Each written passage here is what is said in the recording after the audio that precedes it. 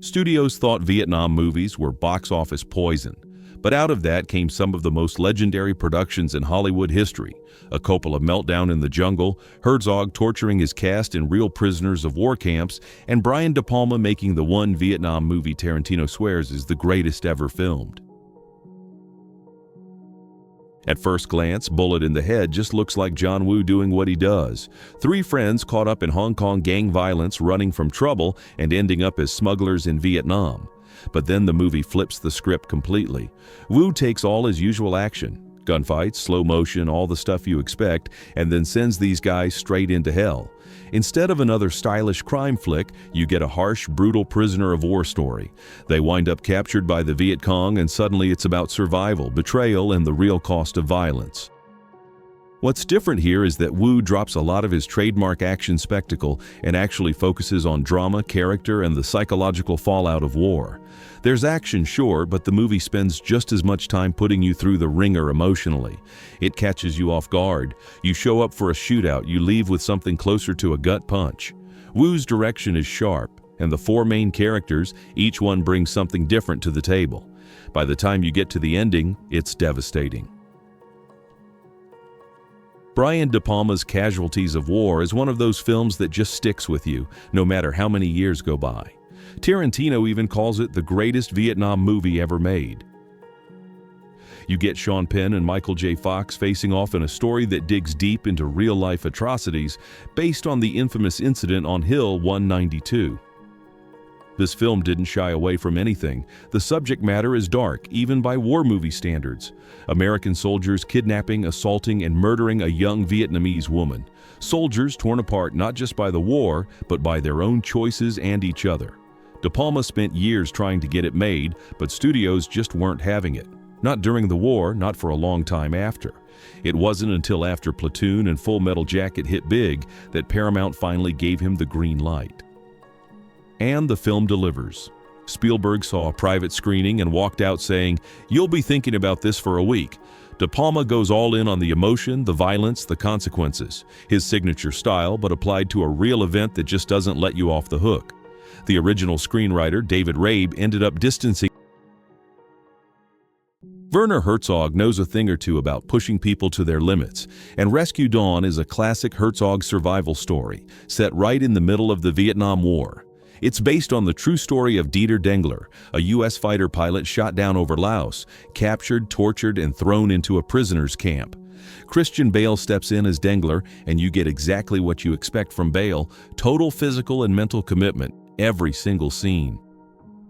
Herzog already knew this story inside out. He'd made a documentary about Dengler years before, so he doesn't waste time on fake heroics. You feel the sweat, the hunger, the terror of being lost in the jungle.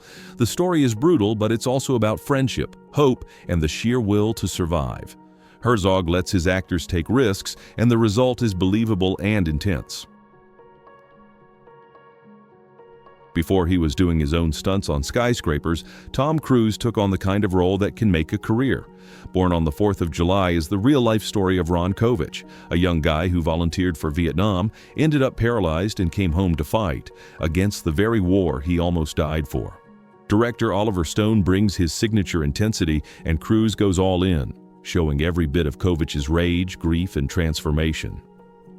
Stone never cared about subtlety. He wanted you to feel what Kovic went through. You see everything: the idealism at the start, the physical injuries, the psychological fallout, and finally the angry activism.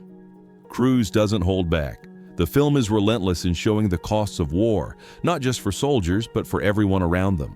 This isn't about glory or heroics. It's about what war actually does to a person, and Cruise absolutely delivers. This one really should have landed him his first Oscar. Michael Cimino's The Deer Hunter is less a movie, more a full-on experience. 3 hours, 3 acts, a journey from celebration to devastation. It starts out with friends at a wedding, ends up in the aftermath of war, and everything changes in between. Cimino didn't set out to make a political film, not for or against the war. He just wanted to show how Vietnam got inside people's heads and changed them forever. The story follows a group of Pennsylvania steelworkers, guys who volunteer for Vietnam, get captured, tortured, and forced into Russian roulette by the Viet Cong. It's intense in a way that almost no other war movie is. The film drew huge reactions. Soviet bloc countries walked out of the Berlin Festival because of it. But what really makes it unique is that it doesn't care about the politics, just the people, their lives before, during, and after. De Niro leads the cast, Christopher Walken and John Savage round out the group, each dealing with the fallout in different ways. The film swept the Oscars, taking Best Picture, Best Director, and Best Supporting Actor for Walken. Even De Niro, who rarely looks back, admits there was something special about it. Coming Home is another Vietnam movie from the same year as The Deer Hunter, but it comes at the aftermath from a totally different angle. Hal Ashby focuses on life back in the States, on the families and relationships pulled apart by the war. The story is rooted in real-life activism. Fonda was inspired by her friendship with Ron Kovic, who later became the subject of Born on the 4th of July. Voight's character is a wounded veteran, struggling to rebuild a life that just doesn't fit anymore. The film has this raw, almost documentary feel, capturing the confusion, hope, and heartbreak of coming home after combat. What really stands out is that it came out so soon after the war ended. It's honest in all the ways real life is. Hamburger Hill came out after Platoon and Full Metal Jacket, and sadly it got overshadowed by both. But in terms of pure authenticity, it might be the most honest of the bunch. No fancy narrative tricks, no big dramatic arcs. This one's all about the reality of combat. John Irvin's direction keeps things grounded, and the cast get put through hell. Vietnamese advisors worked on set to keep things real, and veterans praised the movie for its brutal accuracy. No glamour, no big speeches, just the blunt, unfiltered truth of what war felt like on the ground. It may not be the most famous Vietnam movie, but it's easily one of the most respected for just how real it is. Stanley Kubrick's Full Metal Jacket is a masterclass in how war tears people apart. He splits the movie in two: boot camp, then the real thing. The first half is all about breaking down recruits, especially Private Pyle, under the relentless pressure of the drill sergeant. The second half throws you straight into the chaos of combat, with violence and confusion that never lets up. Both halves end in brutality, making it clear that the real horror doesn't start on the battlefield, it begins in training. Kubrick doesn't offer any easy answers, just the relentless truth of how war changes people from the inside out. The movie's style is cold, precise, and honest. It's not trying to wrap anything up with a bow. It just shows you what happens when humanity is stripped away, step by step.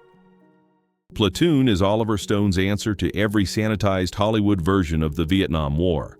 Stone served in Vietnam himself and brought all of that to the screen. Real events, real trauma, no sugarcoating.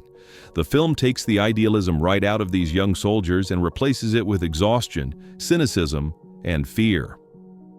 The movie is cinematic, sure. Stone can't resist making things bigger, sometimes a little flashier than real life, but he always keeps it honest.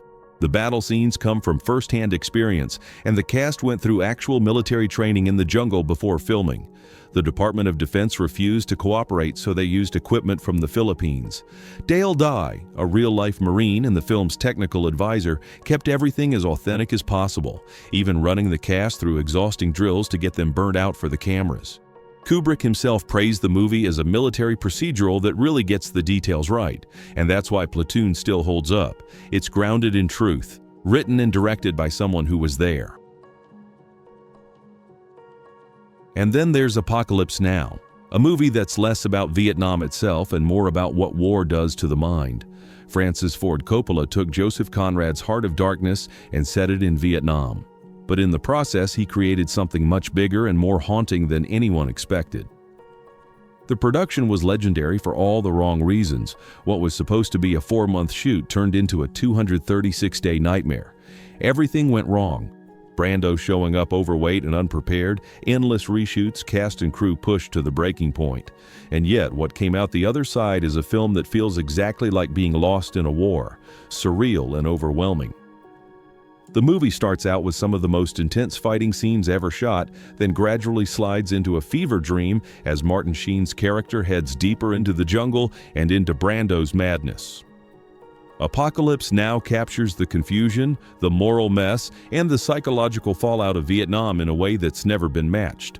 Coppola nearly lost everything making it, but what he created changed cinema forever.